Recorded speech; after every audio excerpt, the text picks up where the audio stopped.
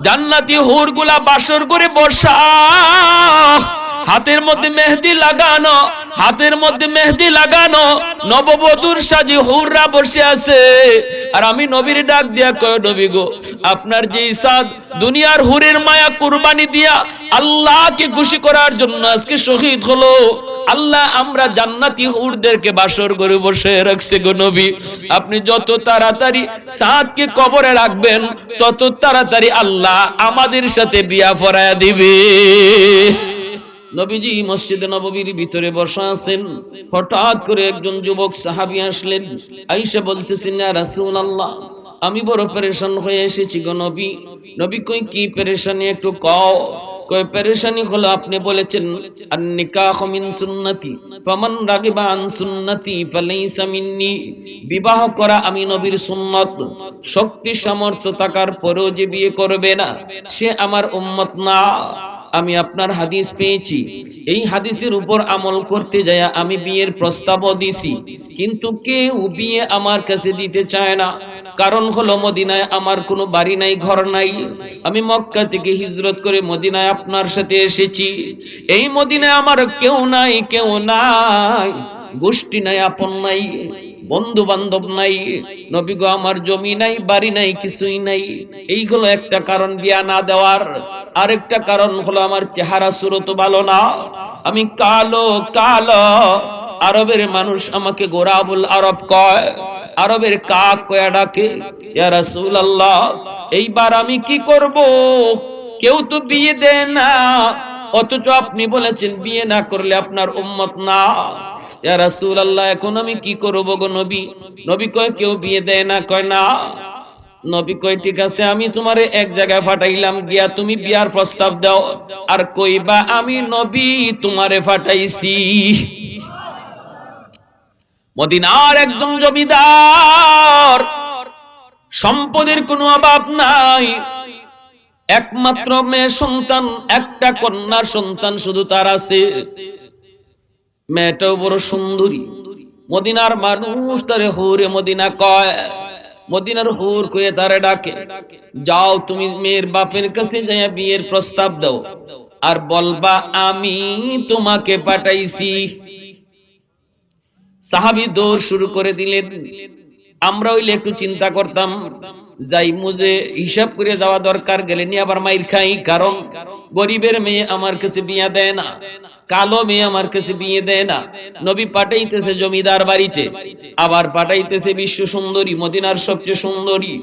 এই জায়গায় গিয়া বিয়ার প্রস্তাব দিয়ে আমি ফিরত আইতাম পারমুনি, এই চিন্তা আমরা অনেকে করতাম। কিন্তু সাহাবায়ে কেরাম আল্লাহর নবীর কথার উপরে কি পরিমাণ ইয়াকিন, কি পরিমাণ তাদের ভরসা ছিল।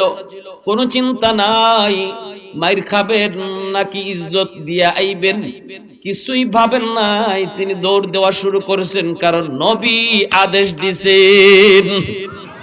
সুবহানাল্লাহ, জোরে বলেন আর একটু জোরে সুবহানাল্লাহ। সাহাবীরা রাস্তায় পেয়ে গেলেন, রাস্তায় পেয়ে সাহাবীরা জিজ্ঞাসা, কি রে সাদ, কই যাও এত পাগল হয়ে, কই যাও? কই বিয়ার প্রস্তাব লইয়া যাই। কার বাড়িতে যাও? কই অমুক জমিদারের বাড়িতে যাই। কাল লাগি বিয়া? কয় তার মেয়ের জন্য বিয়ার প্রস্তাব দিমু। সাহাবীরা কয়, সাদ বিয়া করব কেডায়? সাদ সালিমি কয়, আমি নিজে হই। সাহাবীরা কই, এটা কেমনে সাহস করছো তুমি? তুমি জানো এই মেয়ে কত সুন্দরী, তুমি জানো সে কত বড় জমিদার, নিজের চেহারাটা আয়নায় দেখছনি, তোমার সাথে মানাইবনি, এটা একটু বুঝছনি? সাদ সালামি কয়, আমি এত কিছু বুঝি না, আমি শুধু এটা বুঝি যে আমার নবী আমাকে পাঠাইছেন।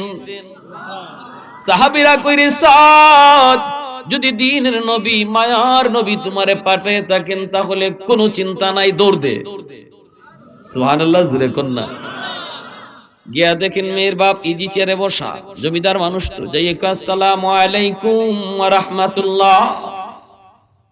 হুরে মদিনার বাপে কয়, ওয়া আলাইকুম আসসালাম ওয়া রাহমাতুল্লাহ। কে তুমি? কয় আমি সাদ সালামি। কই থেকে এসেছো? নবীর দরবার থেকে এসেছি। কেন এসেছো? কয় আপনার মেয়ের জন্য বিয়ের প্রস্তাব লইয়া। হুরে মদিনার বাপে কয়, কাল লাগে?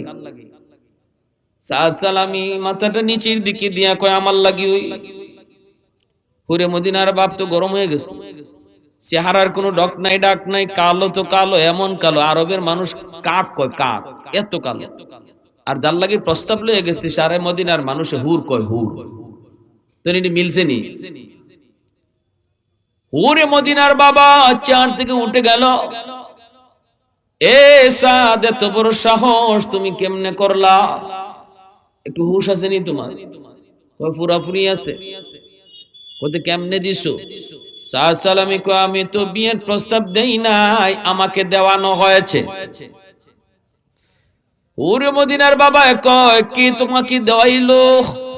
সাদ সালামি কয় আমার মায়ার নবী আমারে পাঠাইছেন। একটু জোরে আওয়াজ দিয়ে সুবহানাল্লাহ। अल्लाह उल्फत में तेरी वैसी ने दंदान को तूरा, बू बकर उमर नक्श कदम तेरा न चूरा। उल्फत में तेरी वैसी ने दंदान को तूरा, बू बकर उमर नक्श कदम तेरा न चूरा। आयो शाक नबी वाके असरार मदीना, सुल्तान का सुल्तान है सुल्तान मदीना, सरकार का सरकार है सरकार मदीना, गुलजार का गुलजार है गुलजार मदीना। अल्लाह ने मक्का ही में ये काबा बनाया, इस काबा का काबा तेरी मरकद को बनाया। ऐसा लम्हा जी चले जा राह मदीना, सुल्तान का सुल्तान है सुल्तान मदीना, सरकार का सरकार है सरकार मदीना, गुलजार का गुलजार है गुलजार मदीना। मोहब्बतेर साथे बोलेन अल्लाहु আকবার, आरो जोरे अल्लाहु আকবার। হুরে মদিনার বাবা গরম হয়ে গেল, গরম হয়ে বলতেছে রে সাদ আমি নবীকে মানি কিন্তু এই কথাটা মানতে পারলাম না। আমি তো আমার মেয়ের বাবা, আমি হলাম বলি পছন্দ যেখানে হয় সেখানে বিয়ে দেব, তোমার কাছে বিয়ে দিতে আমি রাজি হতে পারলাম না। এই কথা বইলে ফিরে দিল। সাদ সালামি তিনি ফিরে আসতেছেন নবীর দরবারে। এই অবস্থায় মেয়েটা ঘর থেকে বের হয়ে কয় আব্বু কে আসছিল? নবীর একজন সাহাবী। কি নাম? কয় সাদ সালামি। কেন আসছিল? সাথে সাথে বাপে কয় মারে বলো তো সে আইছে তোমার জন্য বিয়ের প্রস্তাব লইয়া। এই কথা বলতেই হুরে মদিনায় কয় আব্বু আমি সাদ সালামিকে চিনি, অনেক কালো মানুষ, অনেক কালো, চেহারার কোনো ডকডাক নাই, মদিনায় তার কোনো বাড়ি নাই ঘর নাই। বাপে কই মারে তাহলে তুই আমার মনের ব্যথাটা বুঝবি। ও মা তোমার সাথে কি তারে মানায়? আমি তো গুসা করছি, রাগ করছি, ধমক দিছি, ফিরাই দিছি, ওই যে দেখো যায়। সাথে সাথে হুরে মদিনায় কয় বাবা তুমি কি জিজ্ঞেস করেছো সাদ কোথা থেকে এসেছে? এটা তারে জিজ্ঞাইছো নি? বাপে কয় হো মা জিজ্ঞাইছি। সাদ নিজে আসে নাই, নবী তারে পাঠাইছে।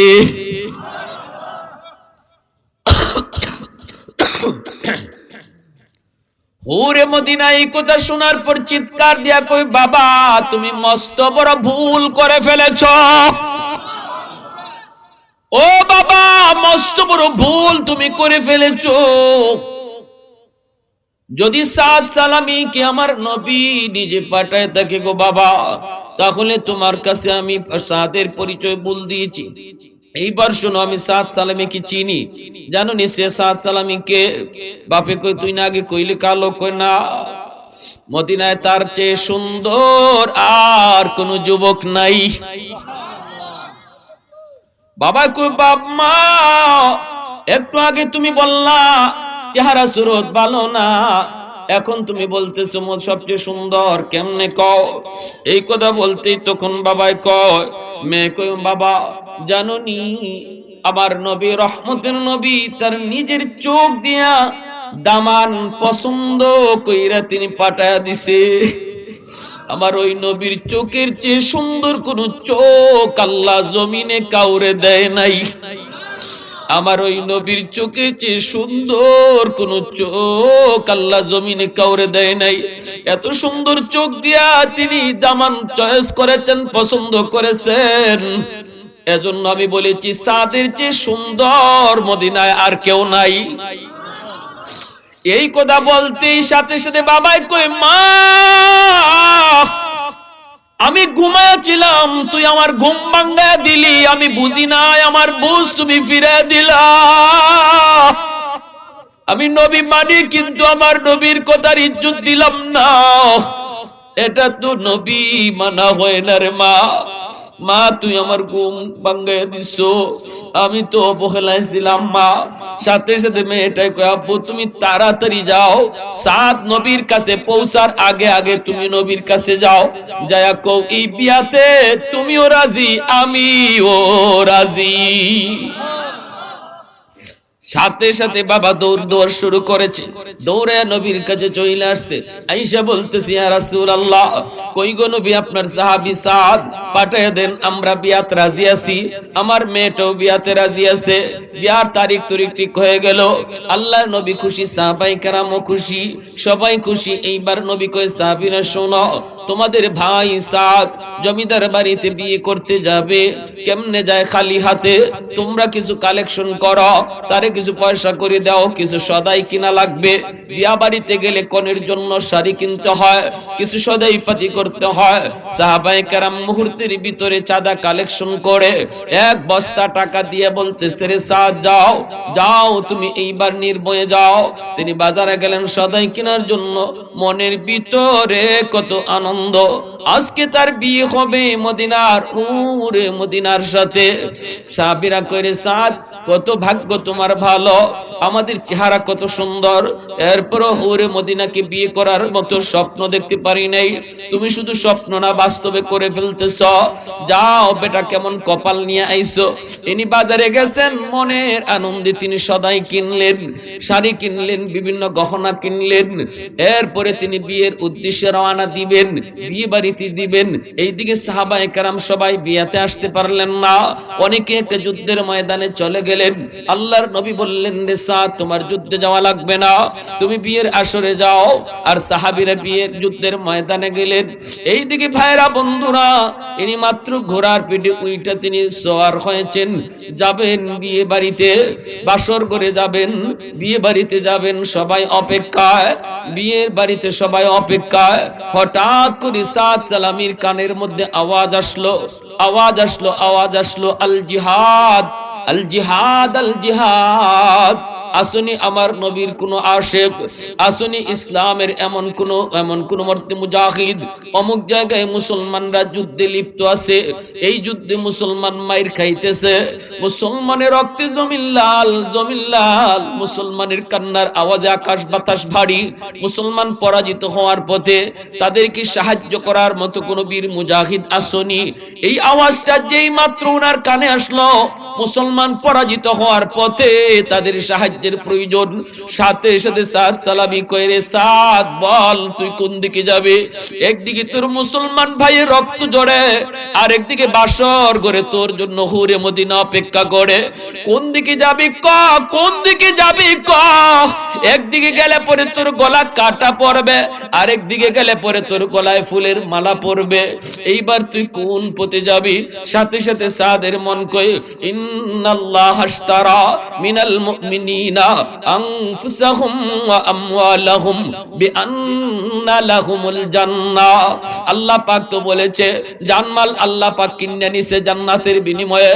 অতএব আজকে তুমি জানের মায়া কইরো না।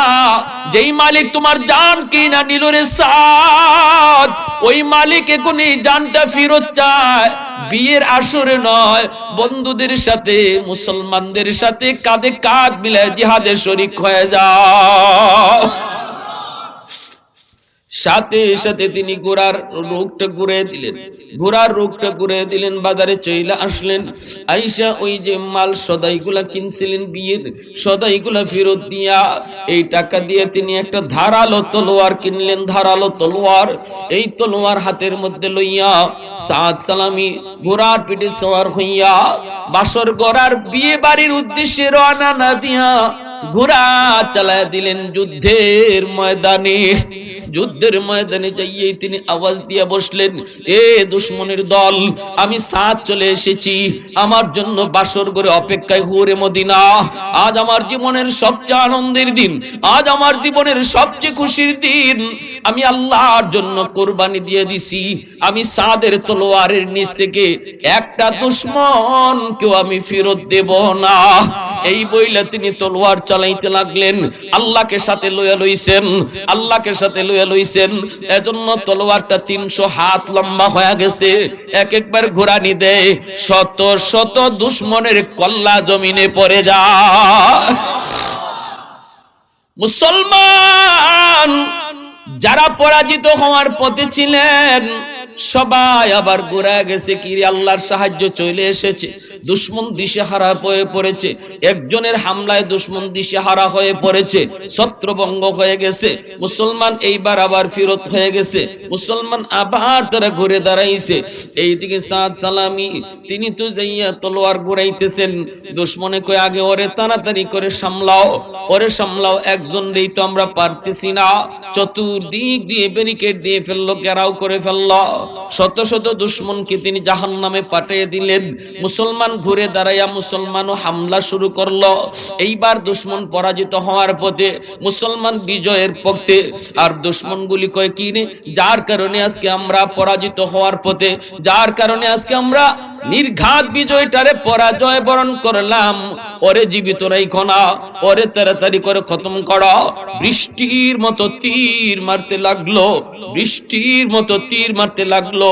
চতুর্দিক থেকে প্রতিটা তীর সাদ সালামের বডির মধ্যে এসে লাগলো, বডির মধ্যে লাগলো, পুরা দেহটা ঝাঁঝরা হয়ে গেল। এরপরে নবী নবী করে করে তিনি জিহাদের ময়দানে শহীদ হয়ে গেলেন। মুসলমানের বিজয় নিশ্চিত করে তিনি শহীদ হয়ে গেলেন। এইবার মুসলমানরা কয়, কে আমাদের সাহায্যে আসছিল, একটু তাড়াতাড়ি যাও। আইয়া দেখে আল্লাহু আকবার, চেহারা দেখলে তো মনে হয় সাদ সালামি। সাহাবীরা কয়, কেমনে বিশ্বাস করি, আমরা তো চাঁদা কালেকশন করে দিয়ে আসলাম। নবী বললেন, সাদ তোমার জিহাদে যাওয়া লাগবে না, তুমি চলে যাও বাসর ঘরে, তুমি চলে যাও বিয়ে বাড়িতে, তোমার জন্য মদিনার হুরে মদিনা তোমার অপেক্ষায়। কেমনে আসলো, কখন আসলো, আমাদের বিজয়টারে নিশ্চিত করে দিল। এইদিকে সাহাবীরা চোখের পানি জোরে জোরে তারা কাঁদতেছে। মদিনার মসজিদে একজন সাহাবী দৌড়ে যায়, যায় কয়, নবী গো, অমুক যুদ্ধে আমরা পরাজিত হওয়ার পথে ছিলাম, পরে আমরা বিজয় লাভ করেছি, বিজয় লাভ করেছি। নবী কয়, বিজয়ের কথা বলবা তো কাঁদো কেন? সাহাবী কয়, আপনার সাহাবী সাদ, আপনার সাহাবী সাদ। নবী কয়, আমার সাদের কি হলো একটু কও। সাহাবী চোখের পানি মুছে আর কয়, আপনার সাদ সালামি যুদ্ধের ময়দানে শহীদ হয়ে গেছে। আল্লাহর নবী কয়, রে সাহাবী কি শুনাইছো? আমার সাদ তো যুদ্ধে যাওয়ার কথা না, সে তো বিয়ে বাড়িতে যাওয়ার কথা। সাহাবী কয়, নবী গো, সাদ বিয়ে বাড়িতে যায় নাই, বিয়ে বাড়িতে যায় নাই, সে আমাদের পরাজিত খবর পাইয়া যুদ্ধের ময়দানে আইসা সাহায্য করছে। এমন সাহায্য আমরা নিজের চোখে দেখছি, তার তলোয়ারে আল্লাহর কুদরতি হাত। আমরা দেখেছি তার তলোয়ারের মধ্যে আল্লাহর কুদরতি হাত। এত লম্বা তলোয়ার আমরা জীবনে দেখি নাই গো নবী। এত লম্বা তলোয়ার, এক একটা ঘুরানি দেয়, শত শত দুশমনের কল্লা জমিনে পড়ে যায়। মায়ার নবী দয়ার নবী যুদ্ধের ময়দানে চলে আসলেন। আয়েশা বলতেছেন আমার সাদকে আমি সাদের জানাজা আমি নিজে পড়াবো, আমার সাদকে আমি কবরে নিজে রাখবো, গোসল দিও না, গোসল দেওয়ার বিধান নাই। যেভাবে তীর তার শরীরে ঝাঁঝরা করছে, প্রতিটা তীর যেইভাবে দেহটারে এদিক থেকে ওই দিক করে ফেলছে, নবী চোখের পানি মুছেন আর বলেন মালিক আমার সাদ এই অবস্থায় হাসরের মাঠে তোমার দরবারে হাজির হবে, এই অবস্থায় হাজির হবে মালিক। জীবনে আমলের হিসাব কি দিব? আল্লাহ জানটা তো আমি তোমার জন্য দিয়ে দিছি। ওই দিন তার রক্তমাখা দেখো, রক্তমাখা জামা আল্লাহর কাছে সাক্ষী হয়ে দাঁড়াবে। নবীজি যখন কবরস্থ করার জন্য লাশ নিয়ে যাইতেছেন, সাহাবীরা দেখেন মায়ার নবী একবার নিচের দিকে তাকায়া কাঁদেন, উপরে তাকাইলে নবীজি হাসেন, নিচের দিকে তাকাইলে কাঁদেন। সাহাবীরা কয় নবী গো নিচে তাকায়া কাঁদেন কেন, উপরে তাকায়া হাসেন কেন? নবী কয় হাসি কারণ হলো আমি নিচে তাকাইলে আমার সাদকে যখন দেখি তখন আমার চোখ দিয়ে পানি ঝরে। আমার সাদ কত বড় কুরবানি করেছে, একজন মানুষের জীবনের কত আনন্দ, কত সুখ, কত শান্তির খবর ছিল আজকের এই তার বিয়ার দিন, কিন্তু সে যে আল্লাহর জন্য নিজের সুখটাকে কুরবানি দিছে, এজন্য আমার মন খারাপ হয়। কিন্তু আকাশের দিকে যখন তাকায় তখন আমি দেখি প্রথম আকাশে জান্নাতি হুররা নেমে এসেছে। জান্নাতি হুরগুলা বাসর করে বসা, হাতের মধ্যে মেহেদি লাগানো নববধূর সাজে হুররা বসে আছে। আর আমি নবীর ডাক দিয়া কয় নবী গো আপনার যে সাদ দুনিয়ার হুরের মায়া কুরবানি দিয়া আল্লাহকে খুশি করার জন্য আজকে শহীদ হলো, আল্লাহ আমরা জান্নাতি হুরদেরকে বাসর করে বসে রাখছে গো নবী। আপনি যত তাড়াতাড়ি সাদকে কবরে রাখবেন তত তাড়াতাড়ি আল্লাহ আমাদের সাথে বিয়া পড়ায়া দিবে। सैयद कौनैन तेरी जान सारों को सलाम, सैयद कौनैन तेरी जान सारों को सलाम, यानी गिरदोन नबूवत के सितारों को सलाम, उन हिजाजी गाजियों को शख्सवारों को सलाम, यानी गिरदोन नबूवत के सितारों को सलाम, अंबिया के बाद शुहरा है उन्हें के नाम का, उनकी हिम्मत से पुला पुला चमन इस्लाम का, उनकी हिम्मत से पुला पुला चमन इस्लाम का। একটু জোরে সুরে বলেন আল্লাহু আকবার, আর একটু জোরে আল্লাহু আকবার। এজন্য আল্লাহ পাক বলেন যেই যুবক যৌবনটারে কন্ট্রোল করে, যৌবনের পাগলামি করে না, যৌবনের পাগলা গোড়ারে গুনার দিকে দৌড় দেওয়ায় না, যৌবনের পাগলা গোড়াকে সে আল্লাহর দিকে দৌড় দেওয়ায়, ওয়াজ মাহফিলের দিকে যায়, গানের দিকে যায় না। মাথায় টুপি, যুবকের মাথায় টুপি পাওয়া যায়, যৌবনে তার মুখে দাড়ি পাওয়া যায়, যৌবনে তার মসজিদে নামাজে পাওয়া যায়। আল্লাহ বলেন ইল্লাল্লাযীনা আমানু ওয়া আমিলুস সালিহাত ফালাহুম আজরুন গায়রু মামনুন। আমি আল্লাহ বৃদ্ধ বয়সে তার যৌবনের সবগুলি আমল বৃদ্ধ বয়সে জারি রেখে দিব।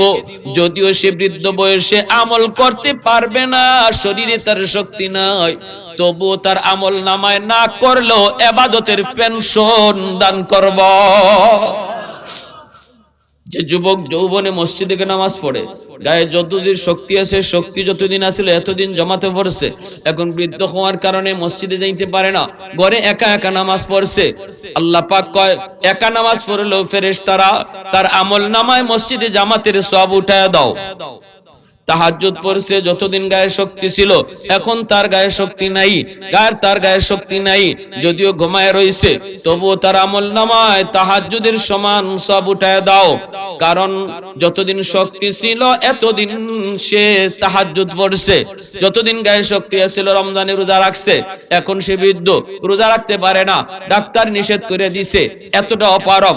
আল্লাহ পাক বলে না না, যতদিন পর্যন্ত শক্তি থাকা অবস্থায় বান্দা গোলামি করবে, যেদিন শক্তি আমি কেড়ে নিব শক্তি নিজে নিজে সেবা করবে না, আমি আল্লাহ তারে বুড়া বানাবো। কোমরের শক্তি আমি কেড়ে নিব, চোখের জুতি আমি কেড়ে নিব, দাঁতের পা শক্তি আমি কেড়ে নিব, কানের শক্তি আমি কেড়ে নিব। ওই দিন আমার বান্দা যদি আমল করতে নাও পারে, তবুও তার আমল নামায় যৌবনের ইবাদত আমল নামায় উঠায় দেওয়া হয়। এজন্যই যৌবনে একজন যুবক আল্লাহর ওলি হয়ে যায়, একজন যুবক আল্লাহর ওলি হয়ে যায়। নবী কয় লা ওয়ারআ কাল কাফিয়া কামা ক্বালা নবী আলাইহিস সালাম। যুবকের অন্যায় করার সুযোগ ছিল, শক্তি ছিল, তারপরেও যে যুবক আল্লাহর ভয়ে গুনাহ করে না, আল্লাহর ভয়ে গুনার আয়োজন করে না, গান বাজনা যায় না, সমাজে উলামায়ে কেরামের সাথে মিলে মিশে চলে, একটা গোটা সমাজ যদি সুন্দর করতে হয়, যুবকরা সর্বদা সর্বদা আমার নবীর আদর্শ অনুযায়ী সমাজ চালাইতে হলে একটা সমাজ সুন্দর হবে। আর এই আদর্শ শিখতে হলে, জানতে হলে আলেমদের সাথে মিলে মিশে চলতে হবে। ঠিক কিনা জোরে বলেন? এজন্য নবী কইছেন আলাইকুম বিমুজালাসাতিল উলামা ওয়া ইস্তিমাই কালামিল হুকামা। নবী কয় তোমরা যদি মুর্দা দিলকে জিন্দা বানাইতে চাও, তাহলে আমার উম্মতের আলেমদের সাথে মিলে মিশে চললো, আলেমদের পরামর্শ নিয়ে চললো, তাহলে আল্লাহ তোমাদের মুর্দা দিল জিন্দা বানায় দিবে, মুর্দা সমাজকে আল্লাহ জিন্দা সমাজ বানায় দিবে। যেইভাবে মুর্দা জমিন বৃষ্টির পানি পাইলে পরে জিন্দা হয়, এইভাবে আল্লাহ পাক প্রতিটা মানুষকে আল্লাহ পাক জিন্দা বানায় দিবে যদি আলেমদের সোহবতে থাকা যায়। ঠিক কিনা জোরে বলেন? বর্তমান সময়ে যুবকদের জন্য সবচেয়ে বড় কাজ হলো আলতু ফালতু পোলাপানের সাথে চলাফেরা বাদ দাও। যে ছেলে নামাজ পড়ে না তারে বন্ধু বানায়ও না, বন্ধু বানাও একজন আলেমকে, বন্ধু বানাও মসজিদের ইমামকে, সময় কাটাও মুফতি সাহেবের সাথে, সময় কাটাও খতিব সাহেবের সাথে, তাদের সাথে মিলে মিশে চলো। কারণ জমানা বড় ফিতনার জমানা, এই ফিতনার জমানায় ঈমান নিয়ে কবরে যাওয়া কঠিন। নবী কয় তখনই সম্ভব যখন হকপন্থী উলামায়ে কেরামের সাথে কেউ সর্বদা মিলে মিশে থাকবো, আল্লাহ তার মহাদৌলত ঈমান কবরে দিয়ে দিব। জোরে কন্না সুবহানাল্লাহ। তাহলে নিজে নিজে চলবো না আলেমদের সাথে চলবো? আলেম উলামার সাথে চলবো, তাহলে আমাদের দৌলতে ঈমান আল্লাহ পাক হেফাজত করবে, আল্লাহ হেফাজত করবে। আল্লাহ আমাদের সবাইকে কথাগুলা বুঝার এবং সে অনুযায়ী আমল করার তৌফিক আল্লাহ সবাইকে দান করুন।